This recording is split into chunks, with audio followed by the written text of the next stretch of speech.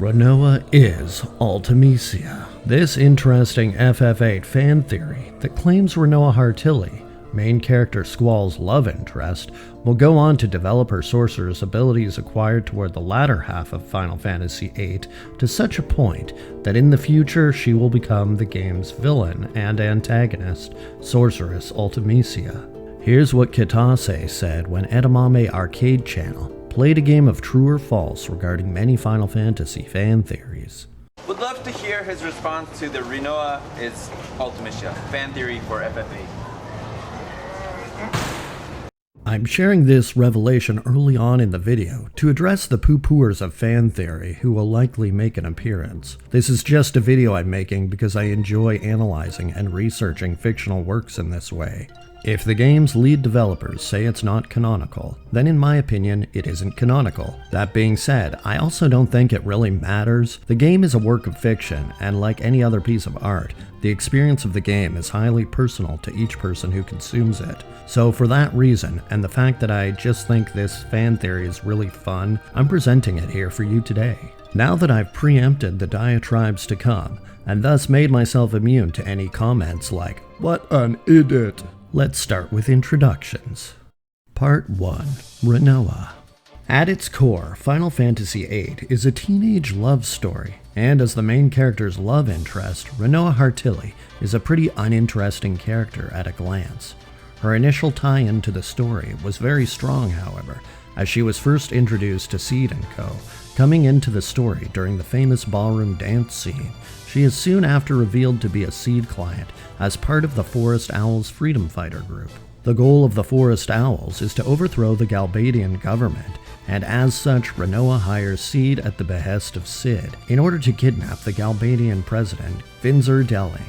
The Forest Owls' contract with Seed becomes one of the main driving forces of the game's story for the first disc of the game. Oh yeah, so for those of you who didn't grow up with the original game and don't know about this, back when the game came out on PS1, we had to switch discs after a certain point in the game. Anyway, to get back to it, things sort of fell flat for Rinoa after the conclusion to the Freedom Fighter arc. There was a bit of a bro-off for a while between whether Rinoa would fall for Squall or Cypher, but here's the thing with those sorts of conflicts in most teenage love stories. We already know the conclusion. The main character will get the girl. But in the meantime, the girl is a gimmick to add complication to the conflict between the boys. Then she falls into a coma, and much of the game is spent trying to snap her out of it. When she finally awakes, she falls under the control of the sorceress Ultimecia, and thus we figure out that Rinoa has become a sorceress herself, having received Idia's powers. As such, it's established that Rinoa will be both a target for sorceress suppression by the nation of Estar, and a target for Ultimecia's goal of compressing time. But it's okay, because Squall secretly vows to be Rinoa's knight. This will be important later. A bunch of other things happen in the story, and then the game ends with Squall and Rinoa living happily ever after. To circle back to the relevance of this information with the theory, we have to own in on Squall and Rinoa's love story a little deeper, as well as the perhaps obvious revelation that Rinoa is a sorceress, because after all, if we're going to claim that Rinoa is Ultimecia, then Rinoa's being a sorceress is an important part of that. Part 2. Ultimecia. In the game's first act, Sorceress Idea and Cypher are established as the primary antagonists. That is until you find out that Idea was having her mind controlled by another sorceress the whole time. Ultimecia is revealed to be the source of the mind control, able to send her will across space and time into the bodies of other sorceresses, controlling them completely. Ultimecia is explained as being a malevolent sorceress from the future. The way she manages to do this is pretty interesting as well. Way before the future time that Ultimecia dwells in, and even before the events of the game, Sorceress Adel, the tyrannical ruler of Estar, sought a female heir for her powers. She ordered the kidnapping of children, and in so doing discovered a Lone, who had the ability to send people's consciousness back in time. Seeing as this would be a useful natural ability to possess, and especially so as a powerful sorceress, Adele chose Alone to be her successor. Well, things didn't work out for Adel, but since her disappearance from geopolitics, Estar's top scientist Dr. Odin did a lot of research on Alone's abilities. In time, after the events of the game, Dr. Odin would invent a machine that could replicate Alone's ability. However, where Alone could only send people back in time as passengers who watched the past play out without any ability to change it, the machine he invented would allow them to instead control the people from the past. We only see that Ultimecia is able to control the minds of sorceresses, however, so this raises the likelihood that either Ultimecia's magic or the magic of the sorceresses she inhabits are needed for the mind control to work. Either way, that last bit is never explained, but it isn't really all that important, other than the fact that it's a limiting factor for her mind control. We don't really find out anything about Ultimecia's past, and don't really know the full extent of her motives, at least as she explains them, until the final scenes of the game. Turns out, Ultimecia was hunted down by VIII, the elite mercenary group created in order to fight and protect the world against evil sorceresses. As a result of her experience, she despises VIII, dwelling on the perceived injustices of her past. She wants to get revenge by casting a spell that will compress time and space into a single moment, allowing her to be the ruler of all existence. Now, to take one step back, I want to highlight that we don't really know anything about this future timeline, other than the scant information we receive from Ultimecia herself. And while the theme of how dwelling on the past can be bad, and is encapsulated by the villain's obsession with revenging her past by controlling all of time, the other theme of forgetting your past isn't really touched on with Ultimecia. Or is it? As I mentioned, Ultimecia is our primary source of information about the state of the future, as well as of her own past.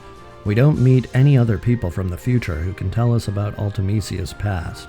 And well, if you take into account how unreliable memory is in the world of Final Fantasy VIII, it raises the possibility that Ultimecia also has an unreliable memory, and as such is an unreliable narrator of her own past. Can we expect any less from the game where the entire main cast forgot that they grew up together? So while it does take some reading between the lines, there is a connection to lost memory. With that foundation being laid out about Ultimecia's past and why she hates VIII so much, maybe there's more to it than we thought. Part 3. Squall. What does Squall have to do with the theory about Rinoa being Ultimecia? Well, everything as it so happens. The romance between Squall and Rinoa is, after all, the central plot point in this teenage romance story. And what happens to teenage romances as they become adults? Well, either things don't work out, or they do. Perhaps you can already see where I'm going with this. If not, let me spell it out for you. Heartbreak is a hell of a motive that we've seen time and time again as the reason for catapulting villains into action. What if Ultimecia's hate for VIII is actually driven by Rinoa's love for Squall, and the impending heartbreak that would follow in this future where we don't see any sign of Squall? Well, almost no sign of Squall. Squall is associated with a motif of a lion's head, which he wears as a pendant and a ring, and also associates with the symbol of his gunblades, which feature a number of lion heads in their various models. There is a point in the game where Zell borrows Squall's ring and lends it to Rinoa. Rinoa later approaches Squall, who tells her that he looks to the figure on the ring for strength, and that the lion on the ring is named Griever. Later on, Ultimecia summons Griever from Squall's mind. The FFVIII Ultimania describes this event as Ultimecia drawing Squall's idea of the ultimate guardian force from his mind. The thing is that Guardian Force has the name of Griever, which is the name that Squall only told Rinoa. Furthermore, you can actually name the ring when Squall tells Rinoa the name, and whatever name you choose is what the boss will be called at the end of the game, further cementing that this is the same name that Squall only told Rinoa. Things like this normally happen in stories because there was some sort of intent by the writer, but I admit that intent may have shifted at different stages of writing, yet the gimmick could have stayed behind.